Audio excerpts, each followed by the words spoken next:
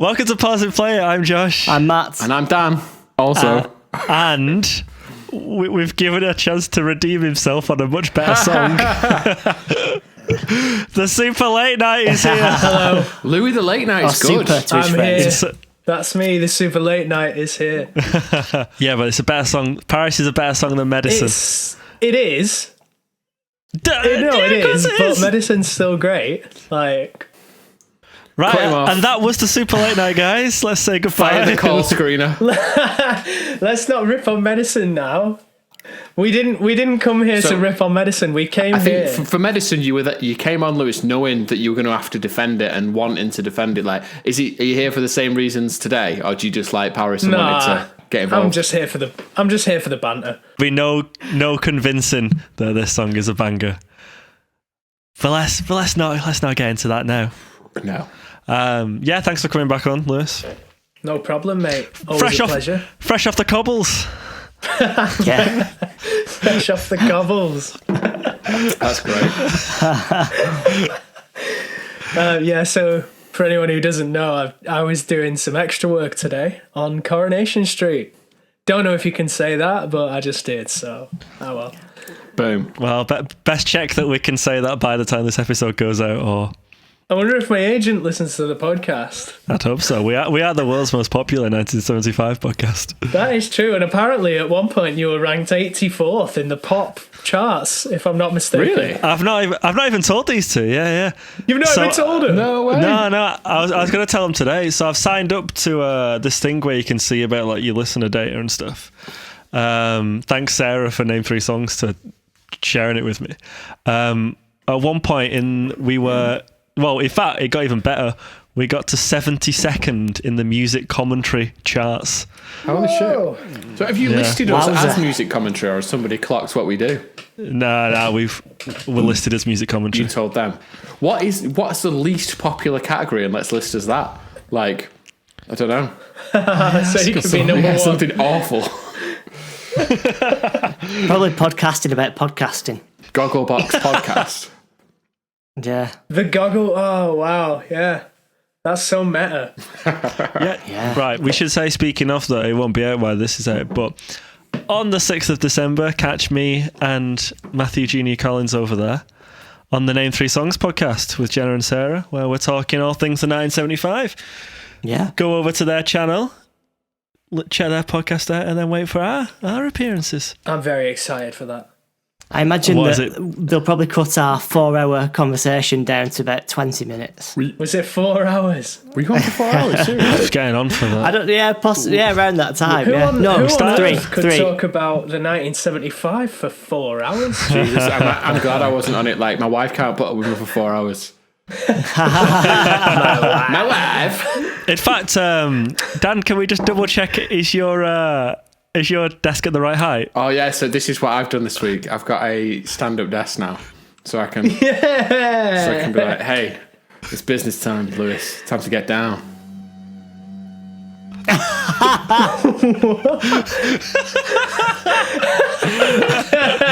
Look how low it can go. What? Imagine the cable management. That's right. So it transforms into a regular desk when you're not treadmilling. Yeah. So are you currently walking right now? I'm cycling, brother. So what's the deal? It's a stand-up desk. Yeah, it's because I'm like 31 tomorrow, and I'm getting disabled in the back. So standing up is good for you, apparently. Apple say that sitting's the new cancer. That was a few years ago. I'm surprised I got away with that. Only Apple. You've dropped that in there, but yeah, this is the birthday episode. Birthday episode, yeah, I'm 31 tomorrow. Sorry that I'm already not in my own target audience. Just 18 to 34-year-olds. Oh, we can have up to 34 and then I'm cancelled. So I've got like a couple of albums left. Then you're out. Yeah. It's like when they kicked that woman off Strictly Come Dancing for being too old. Do you remember that? Oh, yes, I do. Did they? What? There was a judge in Strictly Come Dancing. No, a judge, not a person. Oh, okay. And she got fired for being too old and they replaced her with Darcy Bussell. Let's bring in our guest properly. For those that didn't listen to the Medicine episode and for those that don't already know the Super Late Night, Lewis, why don't you tell listeners about yourself? Yeah, fine. I don't know. That's enough from him, right? Yeah. Thanks, guys. Let's move on. Should I read my bio? I can read my bio. Age, sex, press release, location, yeah. turn-ons, vital statistics. Should I read that sort of thing. Should I read the official bio? I like.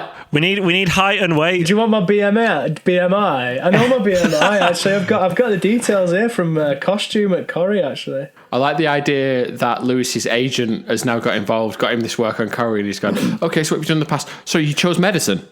Okay. You need to get back on there and do a proper show. height 5'9", apparently, but I mean, I think I'm more like 5'10". Chest 38 and a half, apparently. 31 waist. 31 waist. No, waists only happen in even numbers, Lewis, you sausage. Yeah. You can't have a 31 waist. Nobody has. It's just even numbers. You can. No, I've got a pair of jeans that have got a 31 waist. I have a. I can show you a pair of jeans I own. I've had a pair of 31 31 waist jeans before. What? Yes. Yeah. I thought it just went up in twos. Thank you, Matt. Is that just because I'm shopping in should do, I think. Primark? You're talking to increments of 2 then. Some proper shops. Georgia Asda. An 8.5 size shoe. Right, here we go. I've got the official bio. The Super Late Night from Manchester, England boasts a nostalgic brand of modern pop. Inspired by the sad songs from pop punk records, he delivers pristine, retro styling with emo sensibilities. TSLN doesn't just reimagine classic sounds, but blends synthetic textures, powerful rock guitars, and futuristic production with candid lyrics and a trademark indie pop vocal delivery. Yes. There we go. That's the mission statement, boys. Yeah, it is. You came across a bit Tim Westwood then. I know. when you were delivering Well, I that. was trying to say it with a bit of a bit more flair than I usually would. A bit of pizzazz. A bit of of pizzazz. either he's got a really cool desk or he's got Inspector Gadget legs and his crotch goes really high. I think, do you reckon we can edit something that's like, rather than the sound of your heart, it's the sound of your desk? It's so Well, I know when you're around, because I know the sound of your desk. I tell you what, Matt, that's why you're one of the world's most famous 1975 music commentators. Exactly. That is exactly why. Right, he's a pre-warning that I'm going to ask you what you've been listening to if you want to load up your Spotify. Right. Mine plays Frank Ocean all the time and other things that say Ocean in them. Ocean featuring Khalid by... Who even is that? Right, because every night when we go to bed, we say, hey, Google, play Ocean sounds, and it'll just start dropping beats. You're like, no, mate, I want you to play the subtle sound of waves to wash over me. Right, so what have we been listening to? Who's going first? I think you should go first, Matt. I don't feel like you don't go first that much. Well, what have I been listening to? I have been reliving my Avenged Sevenfold days. Yes. Oh, nice. Been rocking out to Avenged Sevenfold going, fuck me, this band's good. But I'm saying that, there's only 3 albums that I'm willing to listen to. Yeah. Correct. It's like this is the most current Alkaline Trio album. Keep it, mate. Which ones? City of Evil. Yeah. Self-titled. Yeah. Wake of the Fallen. Yes. Yeah, but that's a very good point. But that excludes Shepherd of Fire and... Shepherd of Fire, when was that? That's afterwards. Shepherd of Fire Unholy and... Confessions? No, that's a song, isn't it? No. Yeah. Hail to the King. The album's called Hail to the King. And I've also been listening to the Aces. Yes. Yes. Oh, yes. I've been listening to Radio Harrogate, which embarrassingly includes the Super Late Night. So embarrassing, he's on the show and I'm listening to his music. I've got a new one coming out soon. Yeah, you know what? I was thinking to myself while listening to Mess, I wonder when he's got something new coming out, and then you posted on Very soon. social media that you had something new coming out. I've also been listening to Almost August, a little known band from Iowa City and Austin, Texas. I think I'm one of only 49 listeners. But I think they're brilliant. I am also one of 49 listeners because you showed me the album and you were like, listen to this, it's really good. Yeah. And then finally, what I've been listening to is Dirty Pretty Things. Because I was thinking to myself yesterday, bang, bang, you're dead, put all the rumours to bed. That is awful. I'm going to listen to Dirty Pretty Things, Waterloo to Anywhere, just to remind myself, or, confirm, deny, whatever, that they were shit. And they weren't as bad as I remembered. But still, I'm thinking, they're a sign of their times, like, Dirty Pretty Things, The Libertines, not actually producing that great music. But at the time, I lapped it up. There's got to be a link to Heroin and Paris, though. If you were, say you were doing a podcast, you could totally get that in. Yeah, if I was doing a podcast, but I'm not. So, just a minute, I am. What have I been listening to? Fine Line by Harry Styles. Nice. What a great album. And then at the complete other end of the spectrum, The Joshua Tree by U2.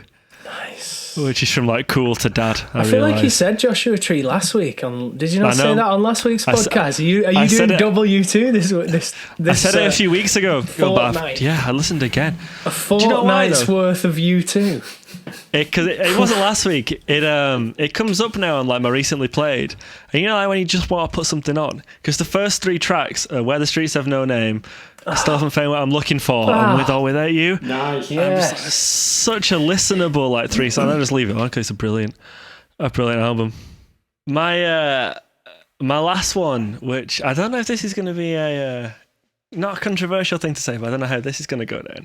What I've actually been listening to, and like it's a big song, so you know it's good. But I listen, it's like this song is amazing. Someone You Love by Lewis Capaldi. Yeah, great. Yeah, it's a great song, isn't it? It is a good song. I know it's a bit Mother's Day compilation album, isn't it? But yeah, it's. I think it's because of I think part of the appeal with his music is just because he's such a likable person though as well. Yeah, but you can, but you've still got a good song, and but that I think is a phenomenal song. It is a good song. It's a great song. It's like it's like oh god, what's that Adele song by Adele and Dan Wilson? Oh, Dan Wilson, talk to me about Dan Wilson. Oh god, what's it called? So is it not Someone Like You? Yeah, that's a Rolling in the Deep. song. It's one of those two. Rolling in the Deep's Ryan Tedder, isn't it? Possibly, yeah. Oh, rumour has it might be Ryan Tedder. Hello is a fucking great Adele song. It was in the background of some Netflix shit. Umbrella Academy, like a cover of it. Umbrella Academy's sick, by the way, watch it. But that's next to me and Keller there, wasted 11 o'clock at night. Hello from the other side. Absolutely sick. I told you last week, I think, that I have been listening to Neck Deep, and they were doing those covers because he did like Slip Neck, and then the YouTube algorithm just totally got me. And they did years ago. They did a pop punk medley at the Alternative Press Awards ceremony, and like they had like guys from All Time Low and all these like pop punk bands like coming on stage with them singing other people's songs. Like nobody sang their own song. It started off with like Welcome to Paradise by Green Day, sick. So then I've just been on this pop punk haul, and then this lady who does drum covers on YouTube, whose name I can't fathom right now, did a drum cover of Still Waiting by Sum 41, and I was like, Jesus Christ, this is an absolute jam. Yeah. So mainly pop punk this week, and Dua Lipa, but that goes without saying. Go on, Lewis. What have you been listening to? I'll read out my recently played. No Rome, obviously. Sick. My mate. Gosh, that's saying. My mate, No Rome. I've been listening to Jake Miller as well. Does anyone know Jake Miller? Name rings a bell, but I don't know why. He's like super duper pop, like well pop. But he's got this really good tune called "Wait for You," and it goes from like I think it goes from 4 into like 12/8 in the chorus. Oh, so sexy. So the verse is like straight, and then the chorus is it's great. Anyway, it's a really good pop song. So that's my recommendation for tonight is "Wait for You" by Jake Miller. Other than that, been listening to a little bit of 21 Pilots and a little bit of Laney, because you can never have too much Laney. The new album is phenomenal as well. I think it's my favourite one. I think it's my favourite one. I don't know. Oh, yeah, it's difficult, isn't it? Because Malibu Night is so good. And is there any TSLN news on the horizon? Yeah. And to an extent, we're putting out a new song extremely soon. It's called, little exclusive, it's called Even If I'm Right. That's the exclusive. It's another sad, feelsy one. Oh, nice. It's a sad, feelsy one. Similar vibes to Falling Asleep. But I'd say it's even more, it's even sadder, even more feelsy. Yeah, it's almost even sadder. But maybe a little more dynamic. I don't know, but it's cool anyway. So there's an exclusive. That's what it's called. Team We're gonna have everything together on one collection soon, real soon, and then have one more track as well. And then it's new era time, which I'm excited for. Phase 2. Then it's phase 2. Everything's going to be Pink. Season 2. Think about my music management advice. Just delete everything. Like, have you thought about deleting everything? Yeah, I think about deleting stuff. I think about deleting everything every time I release something. Like, just make a miss you, man. Just there, refreshing. Yeah. We were texting each other. Like, shit's back up. Roberts is up. Shit. I'll rip it now. Don't have it. It's not the same now though. I've got a little lead to go from like my line out to my like fucking mic input, and then just record it back into my computer. Did you actually? So like the MP3s we've got are like digital history. Like you can get well better rips of them now, but I like my like dodgy sound card buzzing in the background. Yeah, for sure. Right, thank you for everyone for listening to the show so far. You can go back and listen to last week's episode where we talk about This Must Be My Dream with Jenna and Sarah from Name 3 Songs. We do an interview with those guys and it's a great episode as well.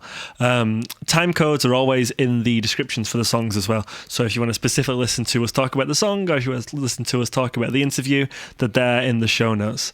You can find the podcast at the 975 Pod on Twitter and Instagram. Search Pause It Play It Podcast on Facebook, or if you want to email the podcast, it's pauseitplayitpod@gmail.com.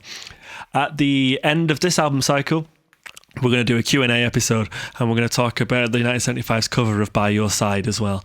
So if you want to send us in any questions you've got about anything to do with the 1975 or anything to do with music in general, you can. And if you're going to send it on social media, make sure you use the hashtag PIPIQA or PPQA as it is sometimes known. So today we are talking about one of the best songs off I Like It When You... So last week, Dan, you very subtly slipped in that you preferred This Must Be My Dream to Paris. Yeah. And I know our guest's opinion on this song. But Matt, I'm not 100% at yours. So, Dan, if you want to go first, then me and Lewis will go, and then Matt will see if this is going to be a tag team match or a 3-on-1 handicap match.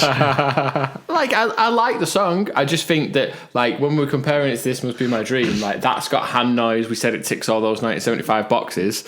Whereas Paris is, like, way more chill, and it's a nice song, but it just doesn't, like, bang with me as hard. But I do like it. I know I listen to it on a regular basis, to be honest, mainly because I like the words. I like what he says. It's weird. I think after This Must Be My Dream, you're on the outro, and this is like the last. This is the last song of the album for me. Controversial. Wow, you really said it. So we always talk about like the placement of songs on the album, and like I appreciate it because I know that this is the end of that real. This is the sign that it's over. No, this is the end of that real production. Do you know what I mean? I don't. Yeah. You still get in some of those 1975 boxes ticks. It feels glossy, feels like nice and chill. But I could sort of like walk out of the arena to it. Do you know what I mean? Walk out and never come back. I meant at the end, if you like, play to the end, not like when the big lights are on. I thought you meant mid-set. Oh, I'm playing this. I've had enough of this. I'm leaving. I wouldn't nip to the bar. I fucking love this song. I think it's amazing. I really do. It's weird because it's so not like the ones that I usually like. I usually like the big ones. Yeah. sex to say in the city, like, you know. But oh my god, I think it's phenomenal. It's different as well because the production and the musicality is so understated, and the song is basically all verse. Like it doesn't build to that big chorus, does it? Obviously, you got your chorus sections. I think it's just so lyrically, it's phenomenal. I think it's a really interestingly composed song in how it doesn't change much at all, the music of it. It's just similar. The chord patterns deviate slightly, but it's nothing too different. I love it live. Oh my god. Yes. Like Matt, we saw them a couple of years ago, and Matty was like, right, we've got space for either Paris or and Paris won. And I was, as much as I love I don't think it was close to me. That. This ranking. I know. But yeah, I think this is I just think it's phenomenal, and it's just a bit different as well to everything else. I concur pretty much with what Josh said. It's absolutely phenomenal live.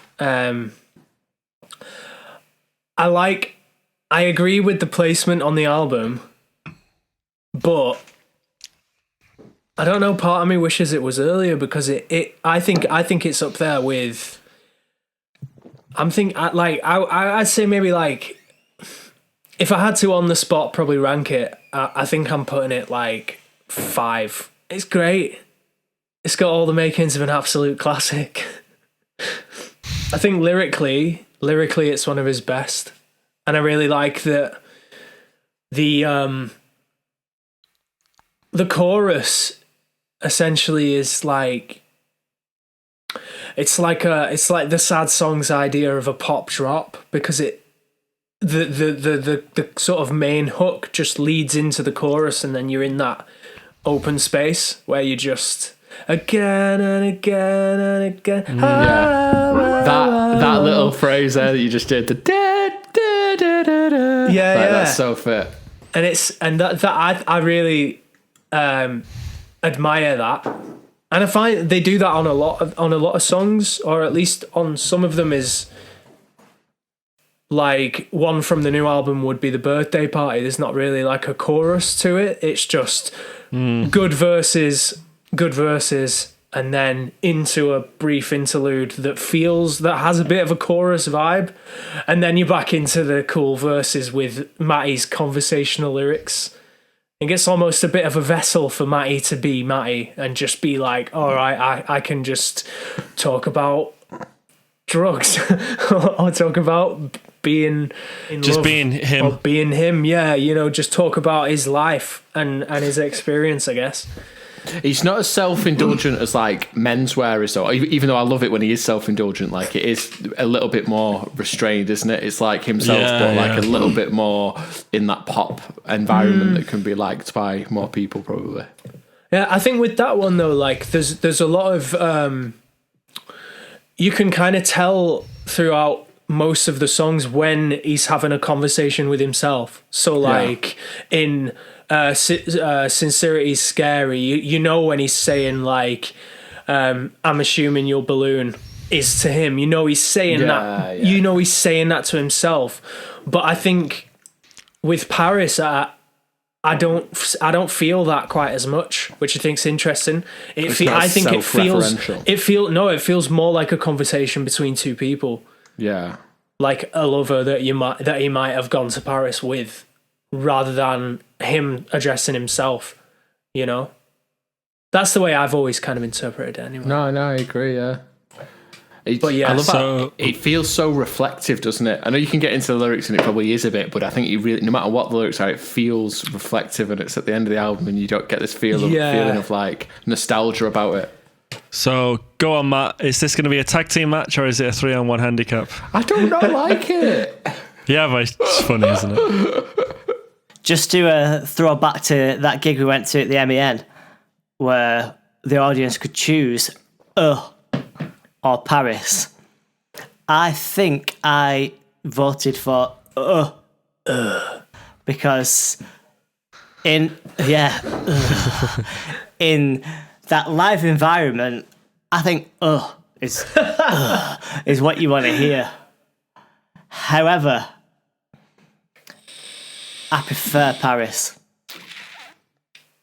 So it's a 3-on-1.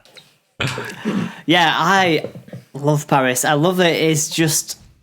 I'm only going to repeat pretty much what you three have already said, but I love that it isn't the boiled down version of a 1975 song that say the sound is or Too Shy, where if you really were to showcase them at their highest appeal, I would pick one of those songs. But Paris to me is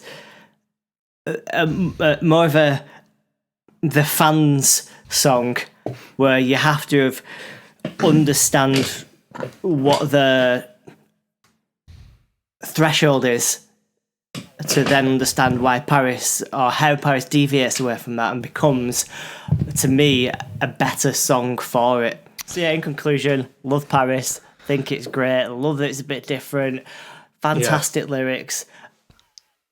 I love the timbre of it. Great word. It just seems to go along steadily at a nice pace. I just feel like it's a great song to get stoned to. I'd go with that. I don't think this is the case with Paris, but I think what would be a really cool concept for a song is you've got that refrain of I'd love to go to Paris again, or insert any city.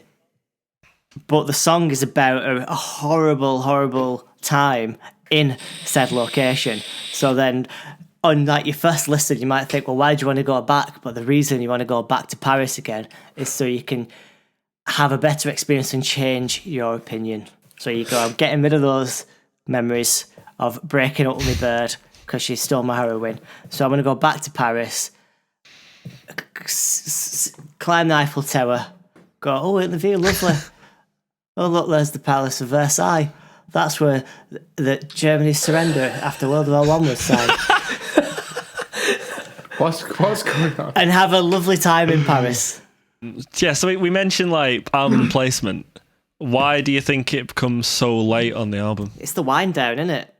It is, but there's other slowdowns, isn't there? Oh, that's an old school 1975 reference to slowdown. But there's other bits where it ebbs and flows. But I think it feels so. I don't know. It's clearly just so nostalgic to me, and the reference is. I think he's already like a celebrity in this song. He's got a great coat, and he's like looking. I feel like he's looking back on like his new lifestyle almost. Do you know what I mean? And how that might have affected his relationship with people. And that's the stuff, to have that at the end of the album, and it's like, here's where all this has taken me. It's a beautiful metaphor. Yes, that's a really good point. Thank you.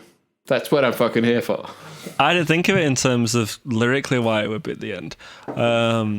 I thought, I know what you mean, because, like, for example, if you swap this and If I Believe You, I don't think the way the album flows would change that much. Yeah. Or maybe even like Loving Someone. Because I think it's nothing like they've done before in terms of how the song is like performed. I almost think like after This Must Be My Dream is done, that's almost like, right, this is the experimental part of the album. Like, because Paris sounds like an acoustic guitar that's leading it. I don't think it's necessarily experimental. No, not experimental in the terms of like it's not like Dylan Goes Electric, but it's not. I don't think it's similar to anything they've done before. Really, yeah. I don't think it's as out there as the next two, but I definitely think that given everything else on the album is comprised so much of electronic instruments, this does sound like it's something that could be performed with natural instruments. And something else that, again, because we said on the This Must Be My Dream episode, we said that we can hear them coming up with it, just the four of them playing their instruments, and then taking it to the studio and then making it more in the genre that they do. Yeah. I can see the same thing happening with this song. Yeah, I see where you're coming from. Have you seen the live version of this on YouTube? Yeah. The acoustic, the black and white video. Yeah, I think that's a better version than the actual album version. But I like it. It's good to have Yeah. balance. Yeah, well, that's it. We do have to be impartial, after all. I think Paris is really, really good, but I think what makes it so good, and I think its placement on the album's really clever, because I think what they've done is taken what might have been, say it had been like, I mean, there's no way it could have followed Somebody Else or She's American or immediately followed the sound. I think what they've done is taken like a really, really good 1975 song and put it in a place on the album where within its cluster of music, it stands out as the best one. Do you know what I mean? Because I don't think I don't really think there's anywhere else I personally would put it on the album. Because it definitely does have that end of album vibe. But I think as much as I do like Nana and I like She Lays Down, but I like them for different reasons. But Paris is like a really good. I think Paris is closer to Change Your Heart than anything else. Like, and similar sort of cadence with the main hook, and the kind of instrumentation is kind of similar. But I think what they've done is like, because I don't think you could follow Change Your Heart with Paris, because I think then it'd sound too similar. But they've just kind of popped a really good, just a great song right there in a good place where it's surrounded by not mediocre songs by any stretch of the imagination, but just in that place, you know, if that end of the album was the act, that one song stands out, and I think that's why people like me love it so much. Yeah, I think it stands out more than This Must Be My Dream. Definitely. Yeah.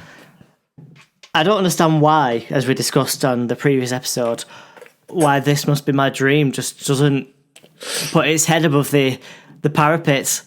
It's just there. If I'm on a drive or I'm at a party, I'm not queuing This Must Be My Dream. Like I'm not. Yeah, but are you skipping it? Wait, is the question not, are you queuing this? Don't queue this at a party. No, I'm not. I'm not queuing queuing Paris, this. I'm not. No, but I'm queuing it on a drive, and I'm certainly not skipping it. That's true. Like if I hear that opening, like I'm in. Like that, I'm straight in. Like I'm not skipping this. It's one of my favourite tunes on the album, defo. But yeah, This Must Be My Dream. I don't know what it is. It just doesn't. It's not got. It doesn't make the magic happen for me. You know. No, that's basically what we said last week. Yeah, and I don't know why. Like, because it is a great song, but it's the I think it's the pressure of this album. You know. Yeah, we said that. Exactly what we said. Maybe I am literally just quoting what you said last week because I listened to last week's podcast. I think that the closest comparisons to this song is Menswear, because Menswear is essentially 3 verses, and that's so like lyrically, it's kind of like so like realistic. Let's say it's so like visceral. Where this feels like this song is all about the verses, and it just feels like a graduation from that idea, just in the songwriting. Because you know what, sometimes it's like a pain in the ass to write a chorus. Like as a songwriter, in inverted comments, in inverted comments, in inverted. As a YouTuber, You can have them in inverted comments if you want. Inverted commas. That's it. Commas. Yeah. Like because sometimes you just have like really good verses, and you don't want to like have to deviate from just telling the story. And I think like I reckon that like this idea probably would have been just like Matty would have had of an idea for a verse that he wanted to write, and then would have just carried on writing and wrote 3 that were the same. And then instead of just making it into a pop song with like, you know, verse, pre-chorus, chorus, etc. Like just been like, nah, let's just do the verses with a little bit with the main hook at the end, you know. I don't think this song would benefit from a chorus though. Yeah, I suppose when we talk about it does have a chorus in a sense, but it doesn't have like a melodic chorus. It doesn't have like a specific top line. It just has the again and again and again. It's like a refrain more than a chorus, I think. Yeah. I was going to suggest next time you don't want to write a chorus, just do the Matt Healy and stick a refrain in there. Well, I mean, what specifically is a refrain when we say refrain? It's a repetition. So the best example of a refrain is "She's got a boyfriend anyway." Right. So in Sex, it's just verse, isn't it? There's a middle eighth actually, but it's the chorus is a refrain, and it's a very traditional folk music sort of style.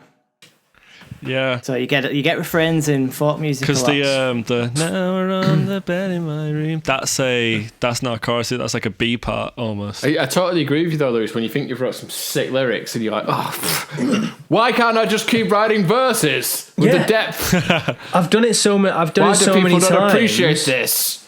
I've done it so many times because, like, so if you get like, if you have like a clear narrative for a song, and you have like a really clear idea of the way it can go, and you just set to work writing all these lyrics, like I find sometimes that because the verses tend to like be, I don't know, maybe from my perspective, but the verses tend to be best for just telling the story, and then you've got like the chorus is like the kind of culmination of yours or everyone's feelings about that thing.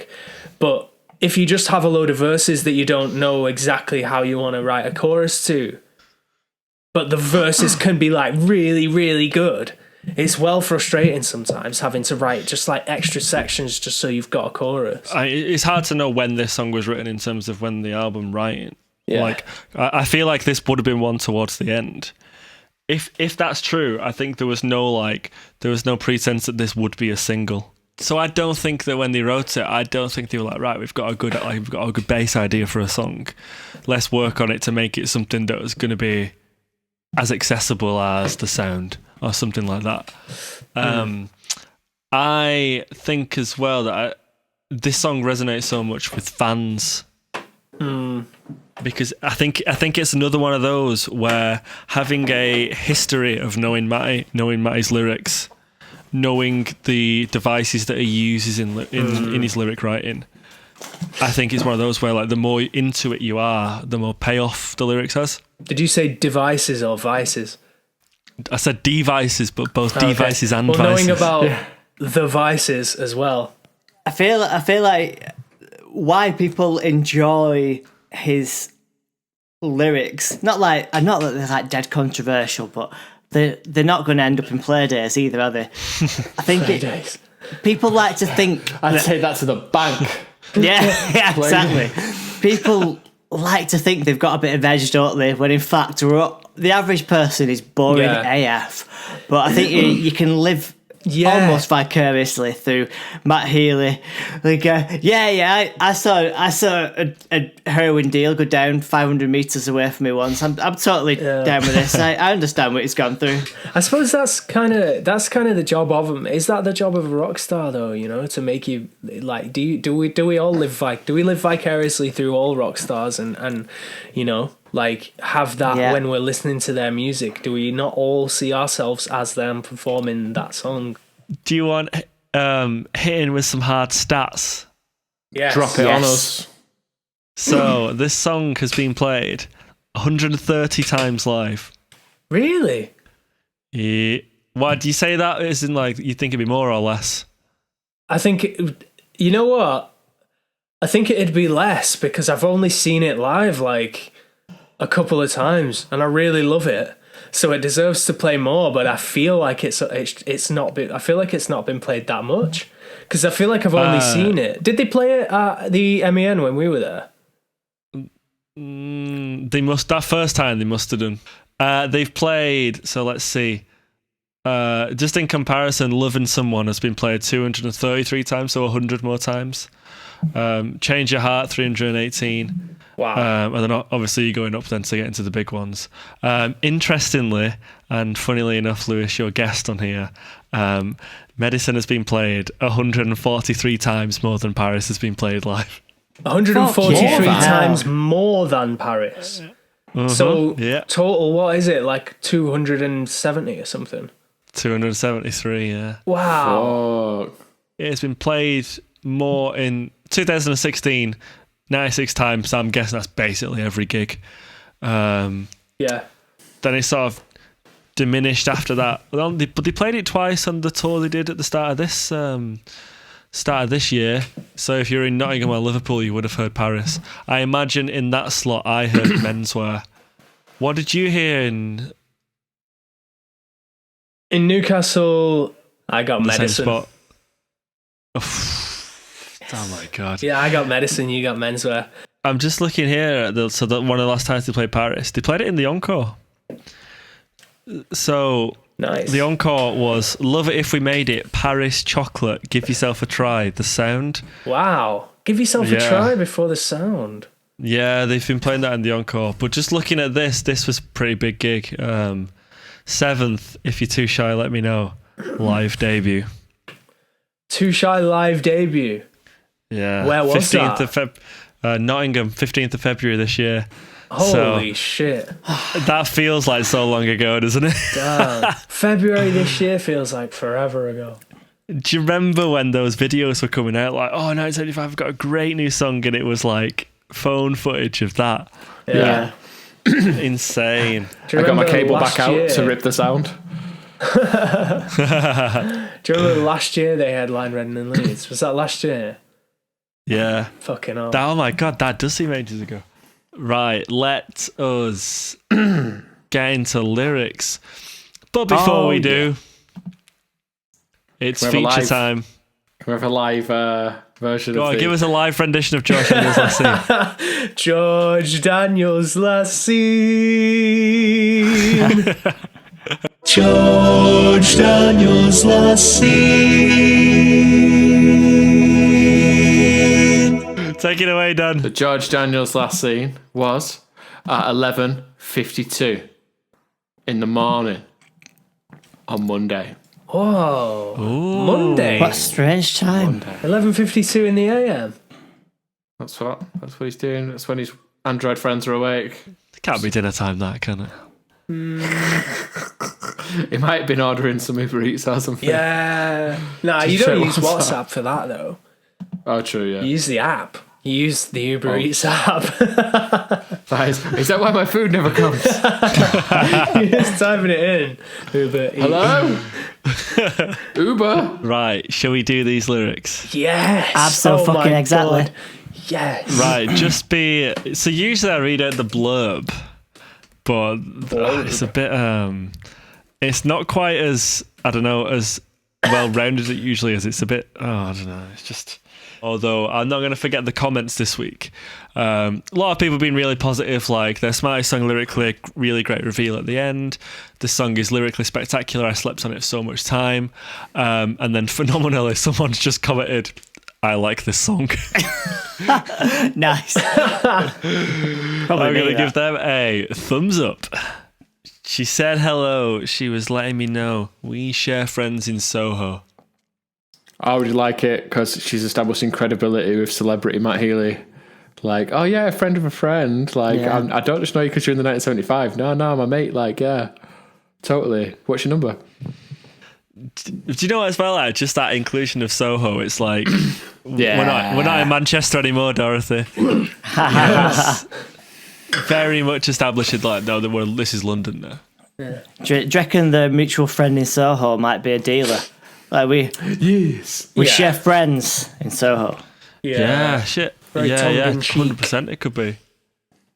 Yeah. I think Soho's a bit of a pretentious place to mention as well. Do you think that he's talking about someone who lives there? Or they're talking about someone who lives there? Or someone who just knocks about there? No, I think it's a dealer. Yeah. I said that. If you Yeah. It's I do. part of the vibe, though. It's a known place, isn't it? Do you know what I mean? And it's a clear lyrical choice. Yeah. To throw it in. And it Yeah. rhymes, which works. Raise that desk down, you mean business. Yeah, I think it's dealer because then, like, immediately she's a pain in the nose. That line feels like it shouldn't work. yeah. Because And it's, it made more sense if she was a pain in the wallet. yeah. She's probably that too. Yeah, probably. And that's what's so good though, is that some of his lyrics are a bit, not crap, but like, only he can get away with some of his lyrics. Do you know what I mean? Because I think pain in the nose, that seems almost too obvious to say, but no one else says it, so he said it, and it's cool. If you check out the annotations, It says that Soho is known for drug use, specifically cocaine. Now, nailed it, Matt. I've never lived in London. I've not spent a great deal of time there, so I can neither confirm or deny if Soho is known for drug use, specifically cocaine. But in that same annotation, it says these lines also suggest that the girl uses their mutual friends as a way to start conversation with him. Yes.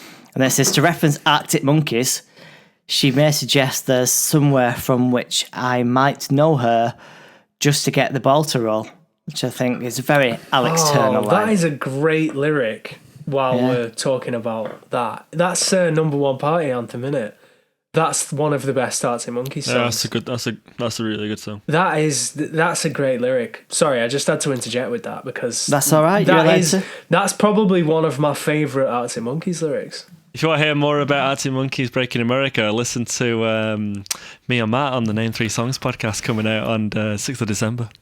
Where are we? I'm a pain in women's clothes and you're a walking overdose in a great coat. Just going on misheard lyrics, I thought it was just grey coat for ages. So did I. Why is it one word? What does that mean? That is weird that it's one word, isn't it? Oh yeah, great coat. I like the juxtaposition of she is a pain in the nose, but I'm a pain in women's clothes. So and clever. that she's just a walking overdose in a great coat. So that's why I think now that you've said it, I think the reference to the friends in Soho, I think that means dealer.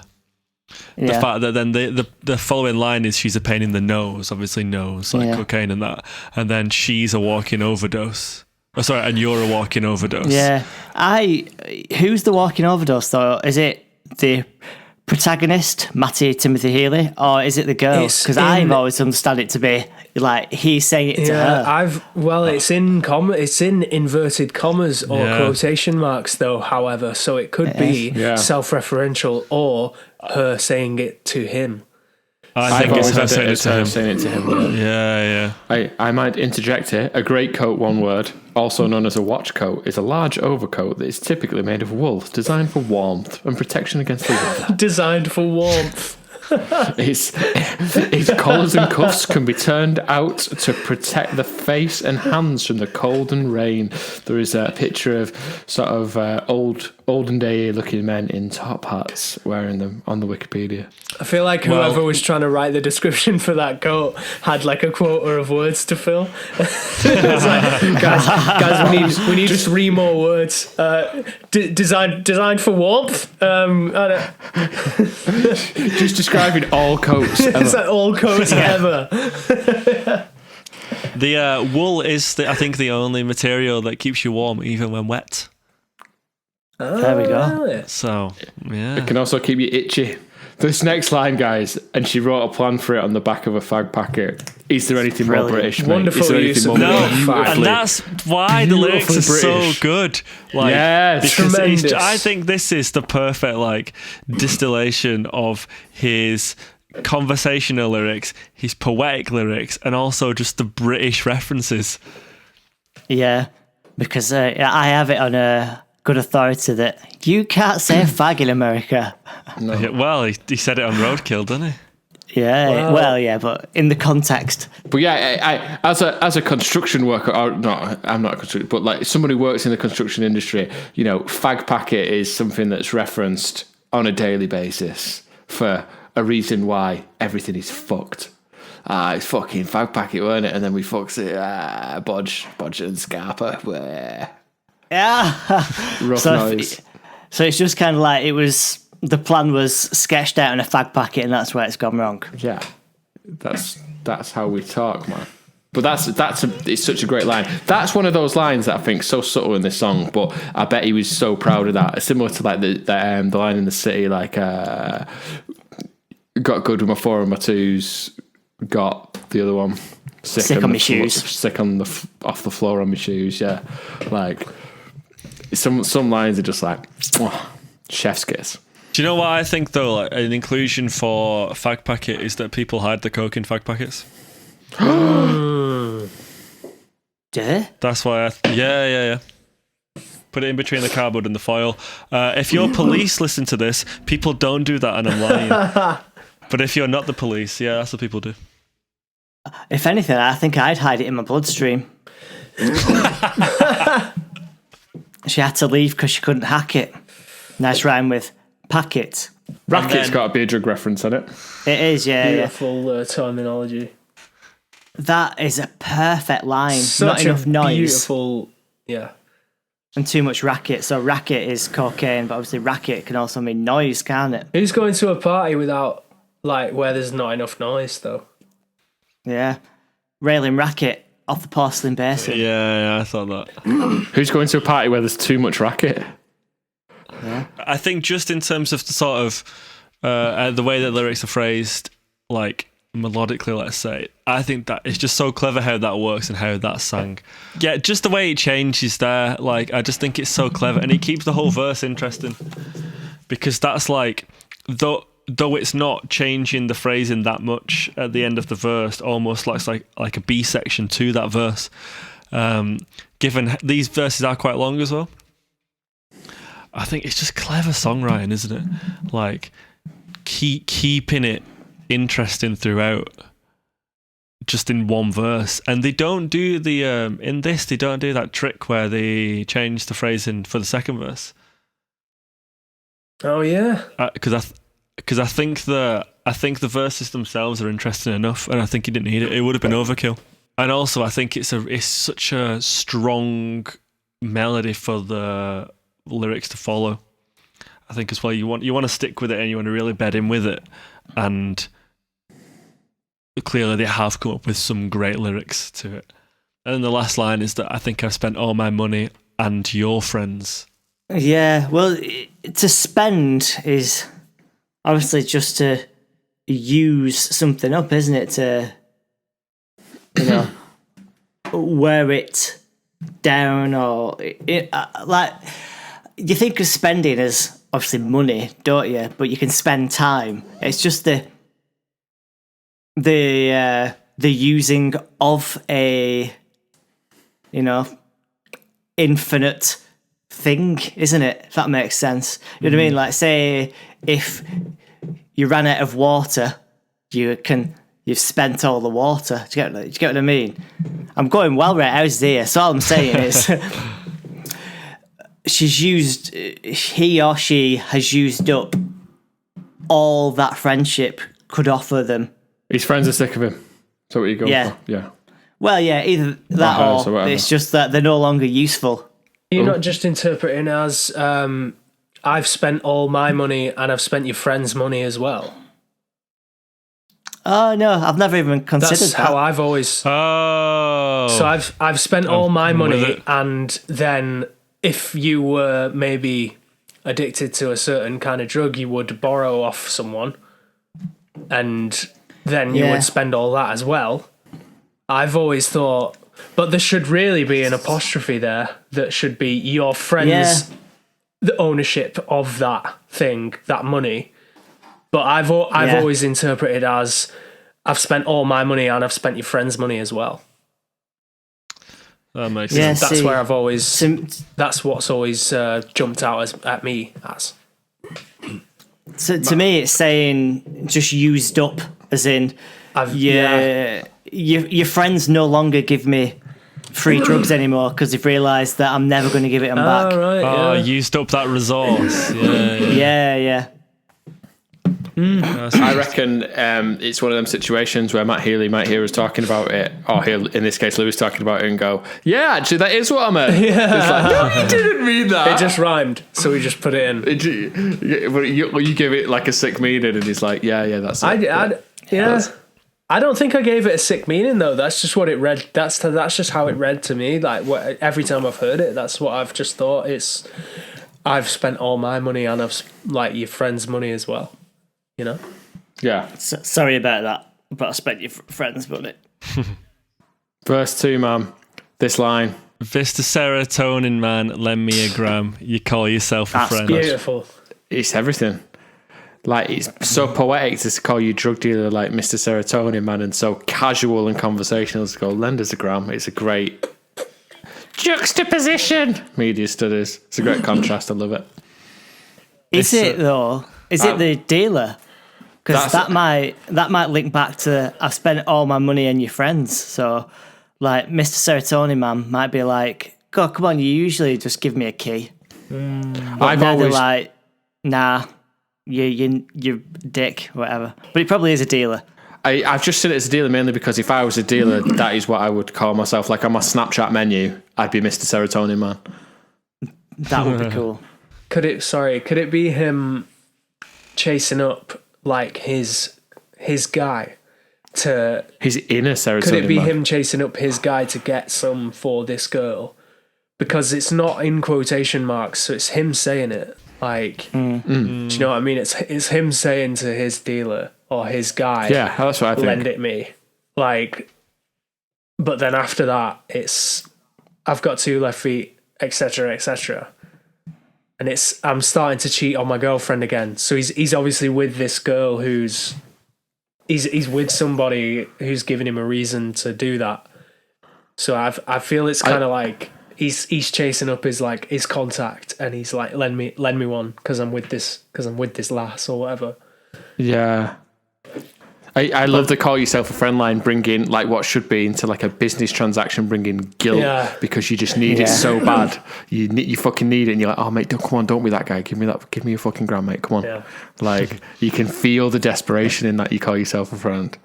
It's like don't define friendship by if I drop a gram on you, mate. As well, like it's just so good, the use of that. Those kind of lyrics feel like so not the words and the phrasing are so normal to us all, but So casual. they're casual but like fresh at the same time, because it feels so simple, but no one else really uses that kind of like word, like those kind of wordings and stuff in pop songs. Yeah. So it's just like, great. I don't think this is the case, but imagine the first 2 lines of verse 2 are a conversation. So person A says to Mr. Serotonin Man, lend me a gram. The Mr. Serotonin man just says, call yourself a friend. As in, not me. Go on. If someone said go and phone one of your mates. Yeah, go give someone a ring that'll give me the money. Or call another dealer. Something, you know. Mind blown emoji. Brilliant. Not the actual emoji, those 3 words. I like you thinking, but I do think it's the guilt trip. Yeah, I think it's the definitely guilt is, trip, defo. but we're just exploring the beauty and poetry of the English I don't want to language. just shoot you down. The beauty and the poetry of the English language. I caught her picking her nose.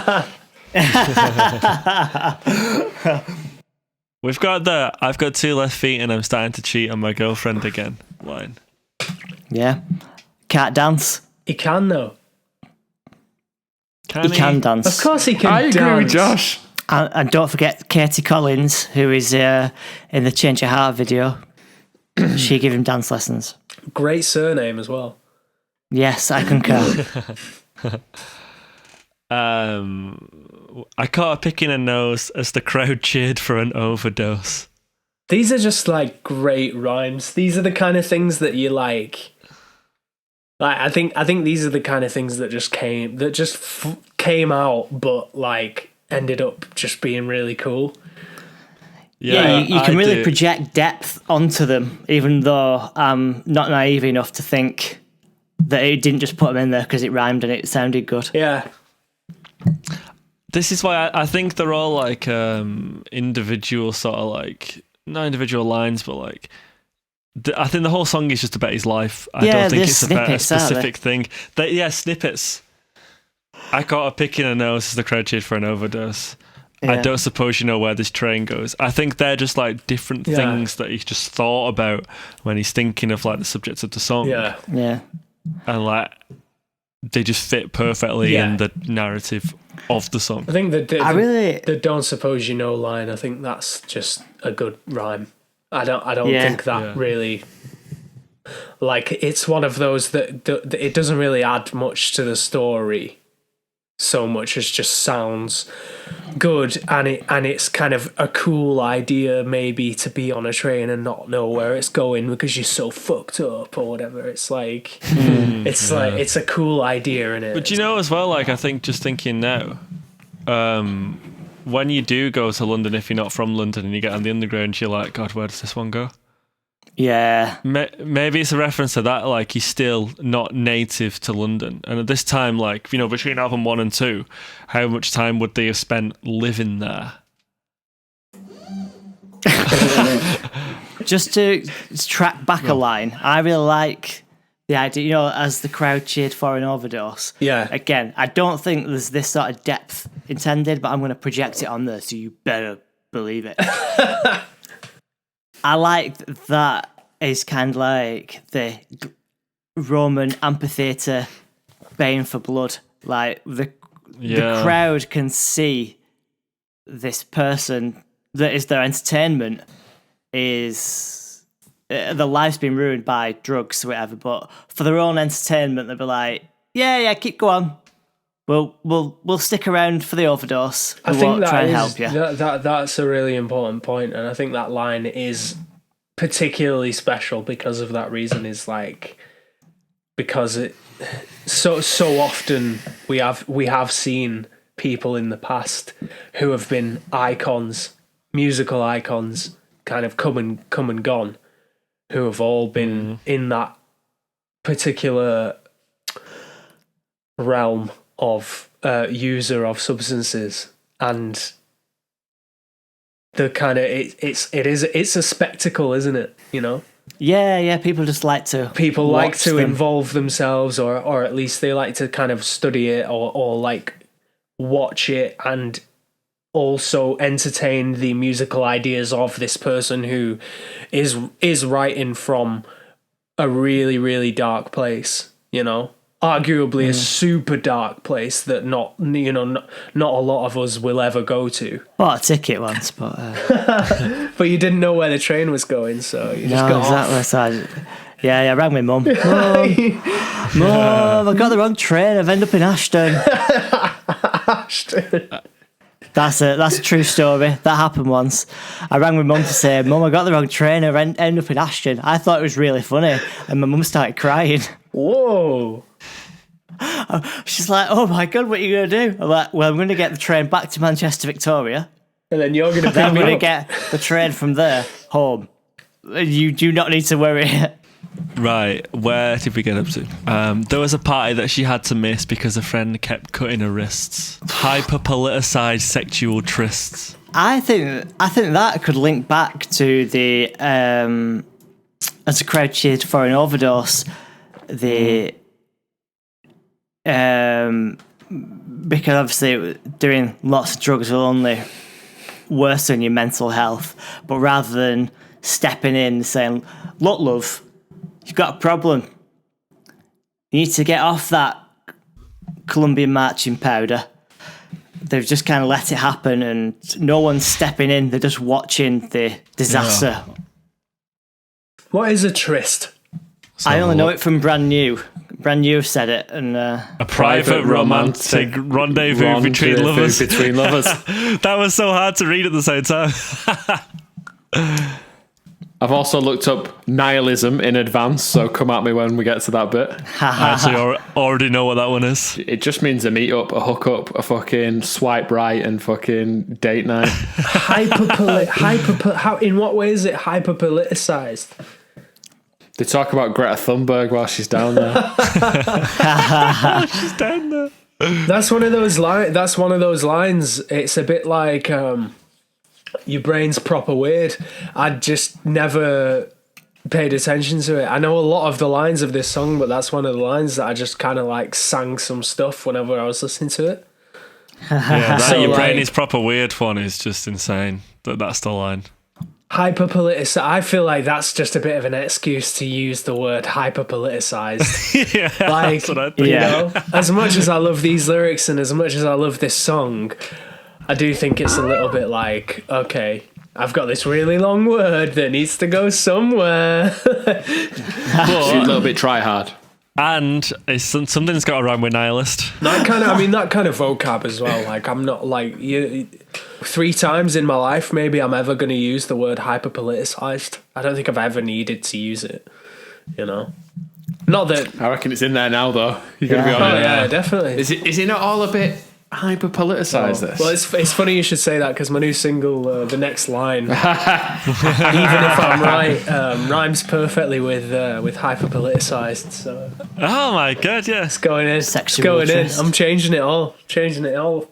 And then, I think my boyfriend's a nihilist. Nihilism is the belief that all values are baseless and that nothing can be known or communicated. It is often associated with extreme pessimism and a radical skepticism that condemns existence.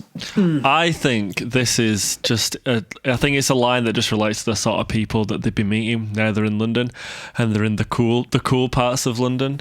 Oh god, what song is it off Notes?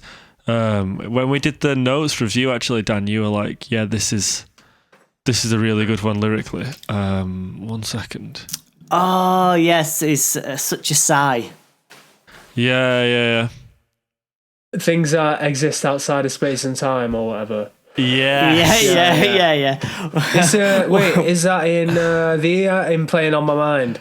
Playing on Yeah. I think it's that. I think it's a sort of thing that people will be like, you'll go out in Manchester and you'll get people that, I mean, I know not everyone's like dark fruits in Manchester, but I don't think you're going to get that many people talking about people being nihilists on night out. But I think if you go to, this is just like wildly offensive and accurate, but I think you'll go to parts of London that will be a bit more highbrow. You're going to be getting than some heat from the London listeners. Then going Satan's and Fifth Ave that they were up here.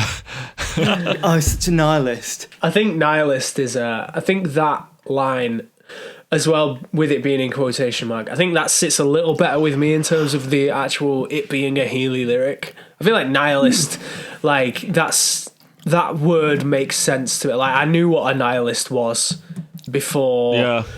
I knew what a nihilist was when I heard it. Like, roughly, there was an approximation in my mind of what it was, So I feel like that's a bit more of a fitting kind of, like you said, the people, the kind of people that he was meeting and knocking around with maybe would say that. But it also doesn't strike me as a sort of purposefully long word to throw in there because of it being just a cool word to use, Yeah, it's continuing the theme of mentioning philosophers.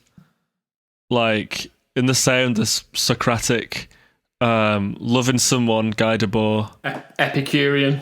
Is that like is it a philosophical kind of thing? What was there a sort of nihilistic philosopher back in the day? Basically. It's nihilism is an area or just subgenre of philosophy. Wow. It's basically everything's subgenre. futile and nothing really matters. Basically. Yeah. So you can't sort of get attached to stuff because nothing really matters. Like, what's the point? The subtle art of not giving a fuck. Basically, yeah. And then what's the last line in this? Oh yeah, hey kids, we're all just the same. What a shame. That Matty said was his favourite lyric for the entire album. But that what a shame is carried over to loads, hasn't it? Like it's etched into the vinyl. He had it painted on his tummy. The merch at the and I remember when I went to see them at the Apollo, I remember the merch table because as good as the merch has been, that one, I think the merch was particularly trash. Or at least not trash, but it was a bit like it felt rushed, like in terms of how I feel like a lot of their things has been really well executed and stuff. One of the t-shirts was like a hot pink t-shirt and it said "What a shame." But it was like the Impact font. It wasn't great. Can we briefly talk about the similarity between this song and Only You by Yazoo? Because there is a very staunch similarity. Yeah, I hear it. Yeah. I saw that there was a thread I think you shared about songs that have inspired them, and Yeah. the similarity between Only You and this is too great not to address, as far as I'm concerned. Yeah, because there is like a really subtle like arpeggiator in Paris. I wouldn't call it subtle. No. It's not as subtle as, I mean, it's not as overt as Yazoo. Well, yeah. It's like a similar bass line as well, by the way, just saying. But that is also one of the most commonly used bass lines. It's also used in Pachelbel's Canon in D. Oh, yeah.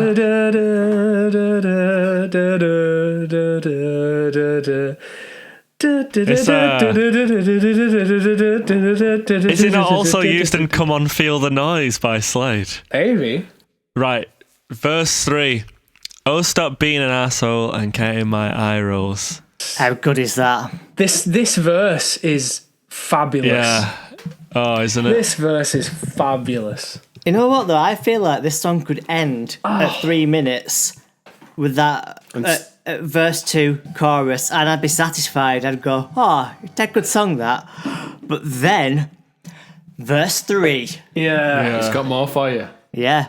You know what, as well, I've just realised that first line is another one of those that I thought was a much cooler lyric than it is, because I never realised it was "Oh, stop being an arsehole." I don't know what I thought it was, because I never looked at the lyrics. But now that I know, I agree. Now that I know that, it's still just as good. I think I've been going, stop being a road soul. Yeah. But I never thought it was being an arsehole, because that's again just such another. It's always I feel like it's always like the northern sort of super British idiosyncrasies that Matty Healy word there. It's always the northern words that I almost feel things. It's almost that I don't pick up on, because I feel like maybe no one would ever actually use them in a song. It's in complete juxtaposition to nihilist and hyper politicized sexual tryst, which is great. And you mentioned something like that in one of the previous episodes about it.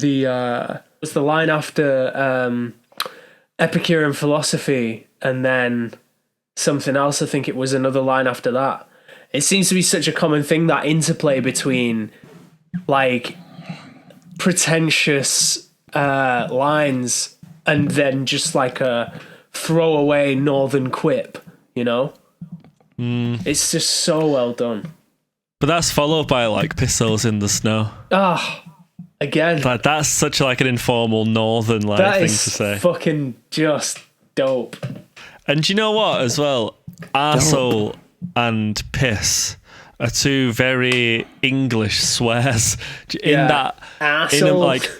like saying that, not saying asshole, and then saying like piss, because Americans say like piss off, don't they? Yeah. They don't say like piss in the same way, or getting pissed.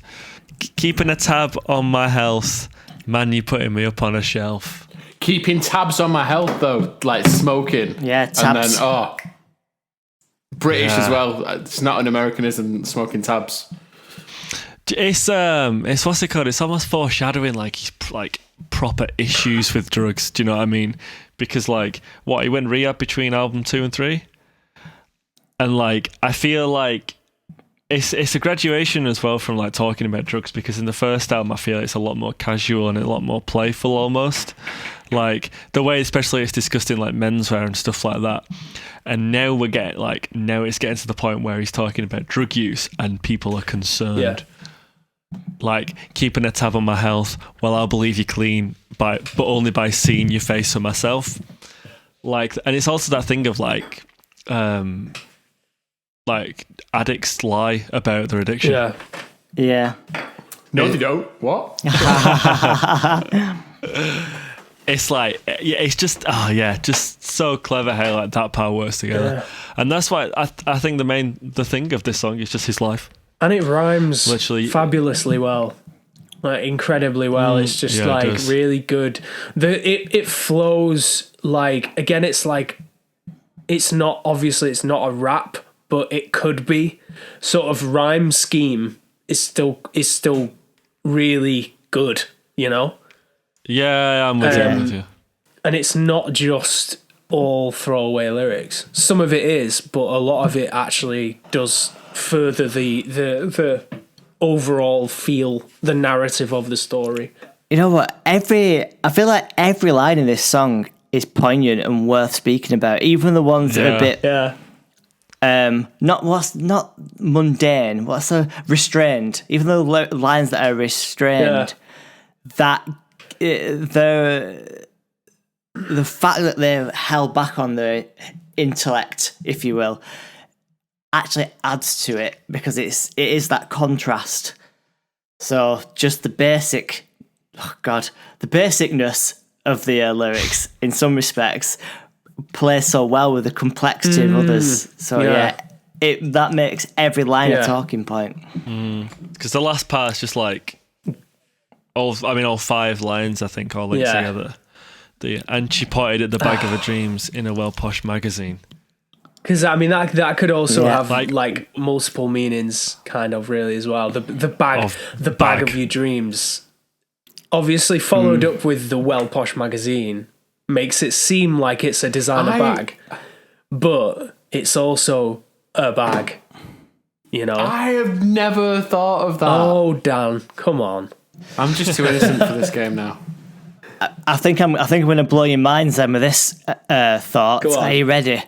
Maybe the layer of the lyrics is actually a ruse. So how about this then?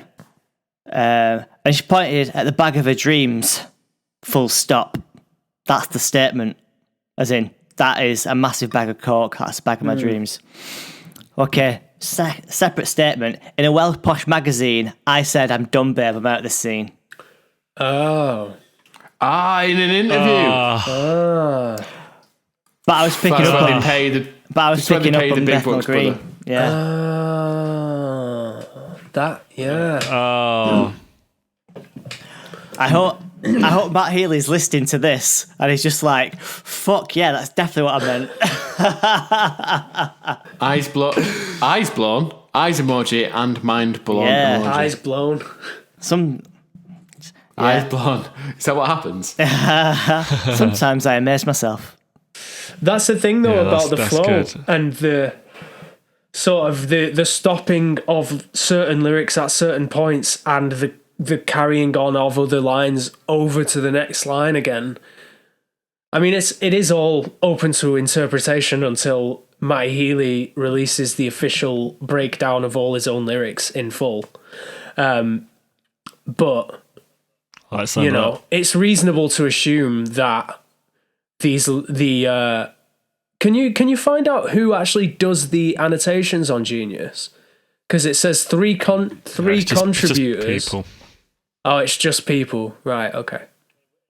It would say if it the was official. Anyone verified. Right, okay. Yeah. But are we assuming that the quotation marks and stuff are in the sleeve notes? In the past, Genius has been the most accurate grammatically. Because you would think that she pointed at the bag of her dreams in a well posh magazine would be the phrase. Yeah, I do actually think that is the phrase, because otherwise, and she pointed at the bag of her dreams, she's just out there, meaningless. It's just there. But I do like that if you put a full stop after dreams, it becomes a completely different statement. Yeah. But is it meaningless given that what comes before it is somebody talking about him getting clean, and it's like, oh yeah, you've got a problem, you have to get clean, but I don't, so I can carry on doing it. Okay, yeah. I just think it's also just a clever play on the idea of sort of the bag of your dreams being both a designer bag or, in that moment, a bag of that a lot of maybe the models you would see in well posh magazines would be also doing as well, you know. And like you said, it's that new world of women, shall we say, that he's in now, as a result of being a rock star is he is around more people like that. Yeah, I don't think it's any accident that the word used is bag. Could have used satchel.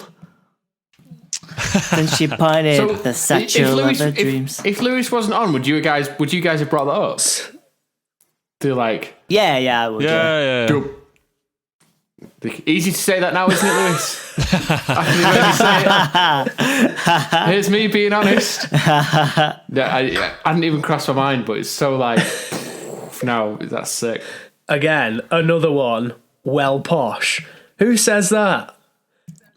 That's just another northern trope, really, isn't it? That's just such a northern. Well, is it northern? I don't know. Maybe not, but it's definitely like British. But yeah, it's definitely something to use well instead of very is. Yeah, it's just you're well hard. Typically He's British well hard. He's well good. slang. It could have said Dead Posh magazine as well. Would have Dead Posh, that also would have worked. And then the last line, but I was picking up on Bethnal Green. She said, "I've been romanticising heroin." Yeah, see, I think that That's as brilliant. much as I love your theory, Matt, I think that I said I'm done, babe, I'm out of the scene, but I was picking up from Bethnal Green. That's the kind of phrase, because that's where it's like, oh, I'm done, I'm out of the scene, but actually I was doing this. And then I've been romanticizing heroin is obviously that's the setup line for the final hook, isn't it? That's the foundation in it. That's where you're starting off and you're saying, then leading into the. It is kind of nonsensical when you think about it, though. Really, you have all this deep conversation about drug use and about these people that you're going around with and stuff, but then you're just at the end of it all, you're saying, yeah, but I'd also like to go to Paris again. And when I read that, then I was like, where's the rhyme? Where's the rhyme in that? But the rhyme is that he says, "I've been romanticising heroin." Yeah. Yeah. I just think it's so because we're talking about the northern phrases that he's using. The fact that then he's using the rhyme by saying he would say it in his accent. Yeah, he rather says, than saying bean. Not bean. Like maybe it's different because of the placement that in a sentence. Maybe if bean was the last word of a line, maybe you would say bean. But I thought that, and I was like, Bethnal Green doesn't rhyme with heroin. How does that work? And then I realised which part it was, and that is all the lyrics. Oh, I just love this song so much. What a phenomenal song! It's really sad that it's over. At least I do. I like listening to this quite a lot in the past few days. I knew it was going to rank high in my ranking, but I'm going to have some difficult decisions to make, If I was part of the ranking, as I said earlier, it's coming way high. Like higher than I think most of you would deem acceptable for it to come, to be fair. I wouldn't be so sure. Yeah, Really? I would have sure easy, I'm going to be like girls guy. I'm going to be like Junior on this one, playing a fucking 8, and everyone's going to hate me for the whole next album. Don't worry, Daddy, it won't be as bad as that. What was the gig they played it? They played it in Paris. Was it Lollapalooza? Yeah, it was. Yeah, I watched that on YouTube. He's wearing the pink Panasonic t-shirt. That is a great t-shirt. That. Should we go around and do a final thoughts on this song? Yeah, I don't want it to end. Yes. We'll go in surname order. Well, Otherwise, you can't get into Lidl. Collins, Folks, Ross Me. Botham, William. I think this song is just an absolute delight. From start to finish, I just think it's wonderful. Wonderful to reference the Killers. Every line is just poetry, and I love it. One of my absolute favourite slow ones. I think it's great from start to finish. I really like as well that we didn't mention is the accordion synth vibe at the beginning that I feel like is almost is almost a too obvious device to use for a band like the 1975, but again, it's done so well. Yeah, it's just great. And fair play for doing a song that's pretty much just verses. You know, no discernible top line chorus, just a kind of going on and a repetition of again and again and again. But it just works. Works really well. Lyrics are great, meaningful, and cool subject matter in it because everyone loves that stuff. For me, this song, it's a vibe. I've got nothing against it at all. It just... And I really appreciate it lyrically. I genuinely do. I think it's a bit of a masterpiece, and not just because every line has to have meaning, but because the lines that maybe don't have meaning are there to sound great and work really well and make everything rhyme and fit together. And there's I think it's technically a great piece of lyricism. Just doesn't make me want to party. It's funny how, like, at the start, we were kind of saying that, like, you were going to be a bit negative on it, and you've just described it then as a bit of a masterpiece. No, yeah, I was never. I just think. I know you were never down on it. It was just funny. No, I was never down on it. You've bullied me. If you want me to be down on something, just come back next week. Bye. I think it's phenomenal. I think lyrically it's one of the best. I think it shows another facet to how good they are as songwriters, how good they are as like melody writers as well, because the hook of the song is the lyrical phrasing, and for them to just repeat that 3 times in 3 different verses and it to be such an interesting song to listen to is phenomenal. Lyrical references are just great, amplified by knowing Matt Healy and knowing his life. Not one for the mainstream. It's not going to come on the radio, and your mum's not going to like it that much. Unless she likes Yazoo, then she probably will. Maybe she will. But my mum likes Journey and Rod Stewart. But Same. Definitely. My mum likes Rod Stewart. So does my mum. Obviously, it's just a mum thing, isn't it? Defo. You Rod really- Stewart If you was the think I'm Matty Healy of sexy. his time, though. Like, True. Yeah. you know. And that's why, guys, I'm going to be starting the Rod Stewart podcast. First guest is my mum. I am. And then we'll have Junior's mum, Dan's mum, Yeah. and Josh's mum. That would be a great podcast, though. Everyone's mums. We should, do you know, oh God, do you remember years ago on Top Gear, they were trying out like mum cars, and they actually got each of the 3 of them's mums to help do the review. Yeah. We should do an episode where we all play our mums in 1975. Right, let's get out of here. But first, after he's had his vape, Lewis, thank you for coming on the show. No problem, fellas. Always a chore, never a pleasure. Where